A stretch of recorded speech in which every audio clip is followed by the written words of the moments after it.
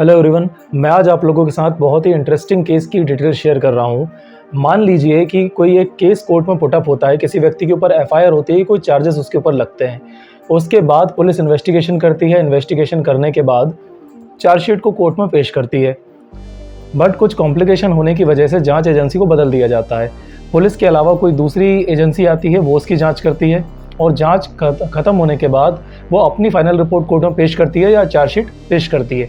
अब जो पहले चार्जशीट पेश हुई थी उसमें कुछ एलिगेशन जो है उसके प्राइमा फेसी एविडेंस मिलते हैं, जिसके कारण हो सकता था कि आरोपी आगे कन्विक्ट हो जाता या नहीं भी होता। वेरएज़ दूसरी जो चार्जशीट फाइल होती है उसमें ऐसे कोई एलिगेशंस प्रूव नहीं हो रहे थे, कोई ऐसे फैक्ट्स सामने नहीं आ रहे थे जिससे उसको कन्विक्ट किया जा सके। तो मान के चलिए जो दूसरी एजेंसी ने सबमिट की थी रिपोर्ट, वो क्लोजर रिपोर्ट थी। अब एक ही केस में एक आरोपी के विरुद्ध दो रिपोर्ट्स, जो फाइनल रिपोर्ट्स हैं या चार्जशीट है या जिसे हम आम बोलचाल में चालान कहते हैं, वो प्रस्तुत हो चुका था। एक में ऐसा लग रहा था कि उसे सज़ा होने के चांसेस हैं, उस पर चार्जेस फ्रेम हो सकते हैं और आगे केस कंक्लूड हो सकता है। वेरएज़ दूसरी जो रिपोर्ट फाइल होती है उसमें एलिगेशंस को प्रूव कर पाना मुश्किल हो रहा था, मतलब कि उसका डिस्चार्ज हो सकता था, एक्विटल हो सकता था, ये दोनों कहानी हो सकती थी। अब किस चार्जशीट के ऊपर ट्रायल कोर्ट जो है वो आके प्रोसीड करेगा, मतलब ट्रायल को कंक्लूड करेगा, या तो ट्रायल करेगा, प्रोसीड करेगा, अंडर ट्रायल रखेगा उस व्यक्ति को, या फिर उसे डिस्चार्ज करके पूरी लायबिलिटी से बरी कर देगा, एक्विजिशन खत्म हो जाएगा। यहाँ पर ये दो क्वेश्चंस आते हैं। अब इन सब के चलते ये केस की कहानी पहुँच जाती है हाई कोर्ट में।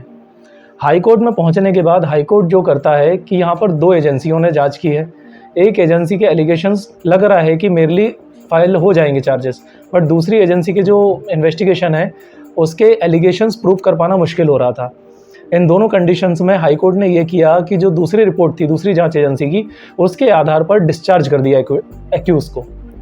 अगेन इसकी अपील होती है सुप्रीम कोर्ट में, और सुप्रीम कोर्ट में अपील होने के बाद सुप्रीम कोर्ट का क्या फैसला रहा होगा, तो केस की डिटेल्स इसके डिस्क्रिप्शन बॉक्स में है। स्टार्टिंग से बताता हूँ। एक व्यक्ति के ऊपर दिल्ली में टेररिज्म के चार्जेस लगते हैं। चार्जेस लगने के बाद उसके खिलाफ दिल्ली पुलिस द्वारा चार्जशीट पेश की जाती है, जिसमें एलिगेशंस के हिसाब से फैक्ट्स और एविडेंसेस प्रेजेंट थे। वेरएज़ कुछ कॉम्प्लिकेशन होने की वजह से ये जांच सीबीआई को सौंप दी जाती है। सीबीआई अपनी चार्जशीट पेश करता है। सीबीआई की चार्जशीट जो थी वो क्लोजर रिपोर्ट थी एक हिसाब से। ट्रायल कोर्ट अब यहाँ पर दो चीज़ों के बीच में फंस जाता है कि दिल्ली पुलिस की चार्जशीट को एवेल्युएट करता है तो फर्दर प्रोसीड करेगा चार्जेस एविडेंस स्टेज पर, ट्रायल को चलाएगा। वेरएज़ अगर सीबीआई की जो रिपोर्ट है उसे अगर एवेल्युएट करेगा तो उसके बेसिस पे उसे एक्यूज को डिस्चार्ज करना पड़ेगा। कुल मिला के क्लोजर रिपोर्ट थी, मामला डिसमिस हो जाएगा। अब कहानी ऐसी उलझ गई थी, इस कारण से इसकी अपील होती है दिल्ली हाई कोर्ट में। दिल्ली हाई कोर्ट ने सीबीआई की जो चार्जशीट थी, जो क्लोजर रिपोर्ट थी, उसके बिना पर आरोपी को आरोप मुक्त करके बरी कर दिया, मतलब कि कुल मिला के उसकी लायबिलिटी से उसको डिस्चार्ज कर दिया, उसका एक्विजिशन खत्म कर दिया। अगेन इसकी जो अपील है वो हो जाती है सुप्रीम कोर्ट में। अब सुप्रीम कोर्ट एवेल्युएट करता है कि when a case is already filed and 2 chargesheet have been filed against the accused, तो बात यहाँ पर ये आती है कि सिर्फ एक चार्जशीट में क्लोजर रिपोर्ट है, एक में उसके ऊपर एलिगेशन लग रहे हैं, तो इस बेसिस पे किस चार्जशीट को एवेल्युएट करना चाहिए और किस चार्जशीट के बेसिस पर अपना जजमेंट पास करना चाहिए, जो भी होगा कि ट्रायल चलाना है या फिर इसे डिस्चार्ज करना है। यहाँ पर ट्रायल कोर्ट ने डिस्चार्ज करने से मना कर दिया था। ट्रायल कोर्ट ने कहा था कि हम ट्रायल को कंक्लूड करते हैं, आगे चलाएंगे। वेरएज़ दिल्ली हाई कोर्ट ने यहाँ पर एक्यूज को डिस्चार्ज कर दिया था। अब सुप्रीम कोर्ट ने इस केस में 3 चीज़ों को ध्यान में रखा। पहली चीज़, जब चार्जशीट फाइल हो गई है तो ट्रायल कोर्ट को क्या करना है। यहाँ पे 2 बातें आती है। अगर क्लोजर रिपोर्ट है तो क्या डिस्चार्ज करके केस को ख़त्म कर देना चाहिए या फिर ट्रायल को कंक्लूड करना चाहिए, मतलब कि कुल मिला के या तो डिस्चार्ज करे या फिर कॉग्निजेंस लेकर केस को आगे चलाए। दूसरी कहानी आती है कि फर्दर इन्वेस्टिगेशन, अगर कोर्ट को लगता है कि इसमें और जाँच होने की आवश्यकता है तो इसकी आगे और जाँच करवाता है, दैट इज सप्लीमेंट्री चार्जशीट के रूप में वो उस चार्जशीट को ले लेगा और आगे फर्दर इन्वेस्टिगेशन कराएगा। और तीसरी कहानी ये आती है कि इसमें री इन्वेस्टिगेशन यानी कि फ्रेश इन्वेस्टिगेशन होना चाहिए, जो केवल हाई कोर्ट या सुप्रीम कोर्ट के ऑर्डर के बाद ही हो सकती है।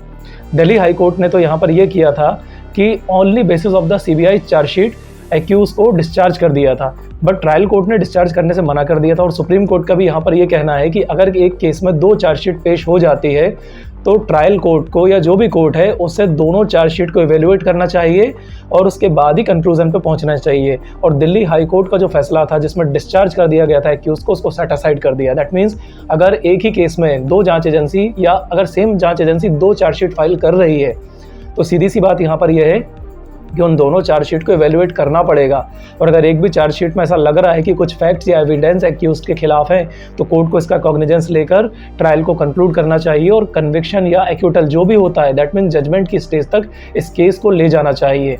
तो ये इस केस की डिटेल्स जो है डिस्क्रिप्शन बॉक्स में दे दी गई हैं। ये दिल्ली का मामला था जिसमें पुलिस और सीबीआई द्वारा 2 चार्जशीट पेश कर दी गई थी और सुप्रीम कोर्ट का इसमें जजमेंट आया था कि दोनों चार्जशीट का इवैल्यूएशन ज़रूरी होता है। केस की डिटेल्स डिस्क्रिप्शन बॉक्स में है।